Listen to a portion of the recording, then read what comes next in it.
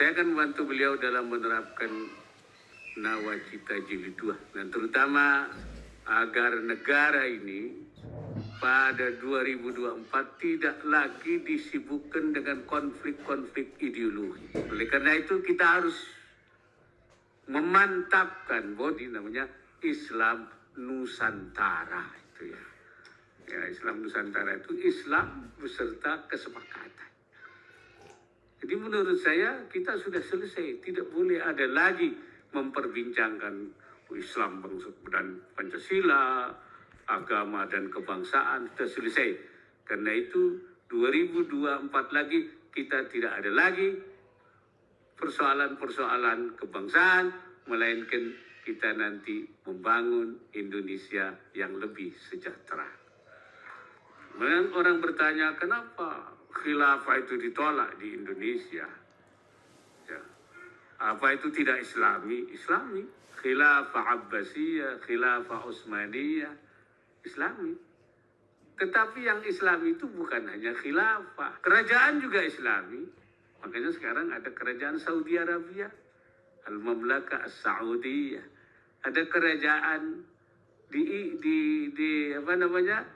Yordan, Al-Mamlakah Al-Hashimiyah namanya itu. Emirat juga, keamiran juga Islami, makanya ada Kuwait, ada Abu Dhabi. Republik juga Islami, makanya Indonesia, Mesir, Turki, Pakistan. Kalau itu kenapa khilafah ditolak di Indonesia? Bukan ditolak, tertolak. Beda kalau ditolak itu. Kalau tertolak itu artinya otomatis. Kenapa? Karena menyalahi kesepakatan. Karena kita sudah punya kesepakatan bahwa sistem negara Republik Indonesia adalah sistem republik. Jadi sebenarnya nggak usah meteng-teng ya, memang karena sudah menyalahi kesepakatan ya tidak boleh lagi. Jadi itu sebenarnya mudah gitu memosisikannya itu. Jadi saya berharap bahwa selama ini kita berjalan periode kedua Pak Jokowi ini memantapkan tatanan kehidupan ideologi kebangsaan kita.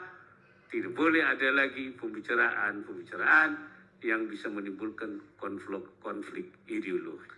Yang kedua yang ingin saya sampaikan yaitu bagaimana kita membangun ekonomi yang berkeadilan sesuai dengan sila kelima Pancasila, yaitu keadilan sosial bagi seluruh rakyat Indonesia.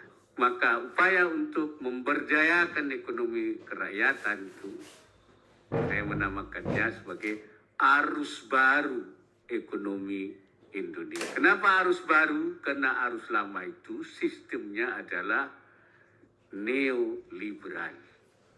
Neoliberal ini adalah melahirkan konglomerasi dengan menggunakan teori trickle down effect supaya netes ke bawah. Tetapi ternyata tidak netes-netes, yang atas makin kuat, yang bawah makin lemah. Memberdayakan ekonomi kerakyatan tidak berarti harus melemahkan yang kuat, tetapi mengkuatkan yang lemah melalui upaya-upaya tidak membenturkan antara satu kekuatan dengan kekuatan yang lain, melainkan melalui kemitraan seperti yang sudah disampaikan oleh Bapak Presiden.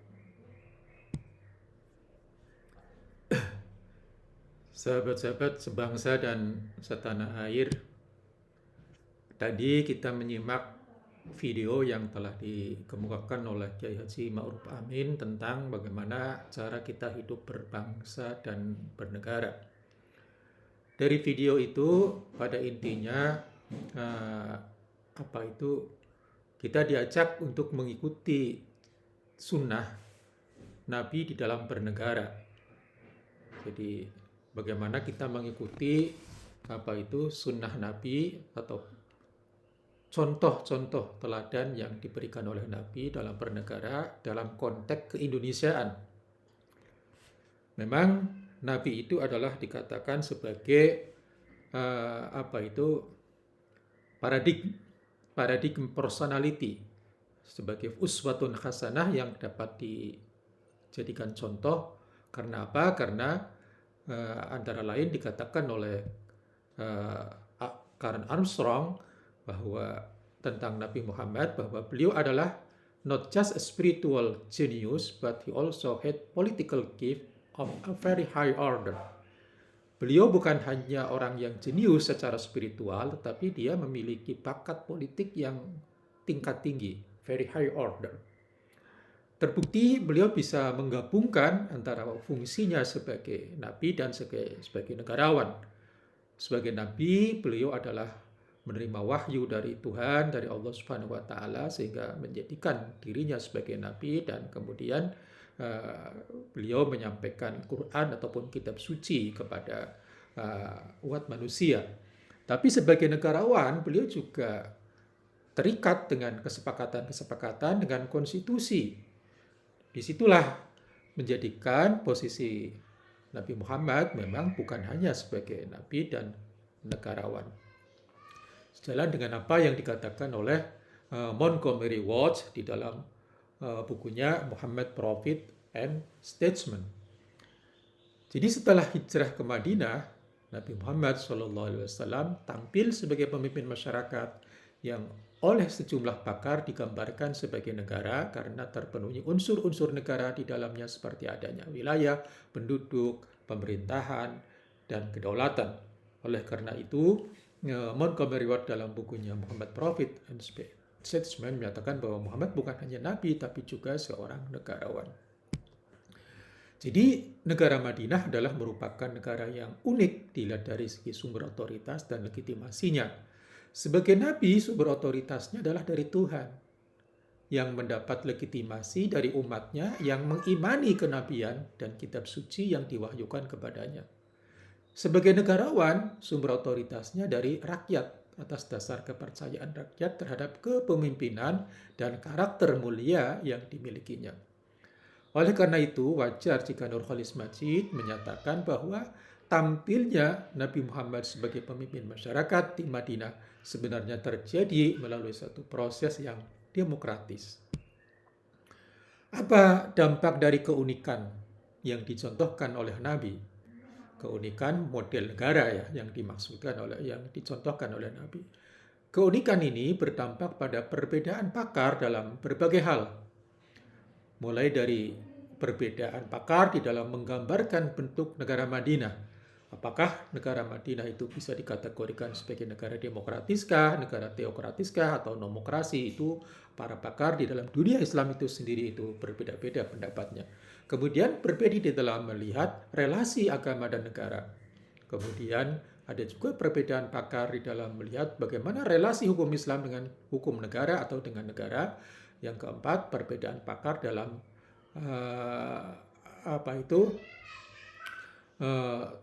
cara ulama klasik dan modern dalam mendefinisikan Darul Islam. Jadi perbedaan di dalam cara mendefinisikan apa yang dimaksud dengan Darul Islam atau negara Islam. Kemudian perbedaan pakar itu juga terjadi di dalam cara negara-negara Muslim menempatkan hukum Islam dalam konstitusinya. Jadi keunikan pada masa Nabi itu menjadikan negara-negara Muslim itu juga berbeda-beda di dalam bagaimana menempatkan syariat atau hukum Islam dalam konstitusinya, termasuk perbedaan model pelaksanaan syariat Islam di masing-masing negara. Dalam konteks ini, menurut saya penting juga kita untuk mencoba mengutip apa yang dikatakan oleh Muhammad Natsir sebagai tokoh yang juga merupakan negarawan dan juga sempat menjadi Perdana Menteri di Indonesia ini pada saat beliau berkunjung ke Pakistan dan membandingkan antara Indonesia dan Pakistan.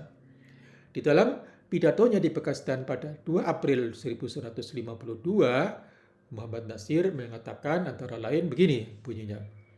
Pakistan is decidedly an Islamic country by population and by choice, as it has declared Islam as the state religion. So is Indonesia. in Islamic country by the fact that Islam is recognized as the religion of Indonesian people, though no expressed mention is made in one constitution to make it the state's religions. But neither has Indonesia excluded religion from statehood. In fact, it has put the monotheistic creed in the one and only God at the head of the Pancasila, the five principles adopted as the spiritual, moral, and ethical foundation of the state and the nation. Thus, for both our country and people, Islam has its very essential place in our life, which does not mean, however, that our state organization is theocratic. Itu kata Nasir di dalam pidatonya di Pakistan tahun 1952. Jadi bagaimana NKRI, Negara Kesatuan Republik Indonesia? Profesor Harun Nasution pada saat membandingkan Konstitusi Indonesia dan Konstitusi Madinah pada masa Nabi, beliau menemukan 8 prinsip yang sama. Jadi beberapa prinsip antara lain prinsip keadilan, prinsip persamaan, prinsip menghormati terhadap tradisi, supremasi hukum atau supremasi syariat, dan lain-lain. Oleh karena itu, NKRI, Negara Kesatuan Republik Indonesia, pada dasarnya merupakan cara umat Islam Indonesia di dalam mengikuti sunnah Nabi dalam membangun kehidupan berbangsa dan bernegara melalui kesepakatan-kesepakatan yang dituangkan dalam konstitusi. Jadi itulah kira-kira cara umat Islam Indonesia dalam mengikuti sunnah Nabi di dalam bernegara sesuai dengan konteks Indonesia. Wallahu a'lam bishawab, wallahul muwaffiq ila aqwamit thoriq. Wassalamualaikum warahmatullahi wabarakatuh.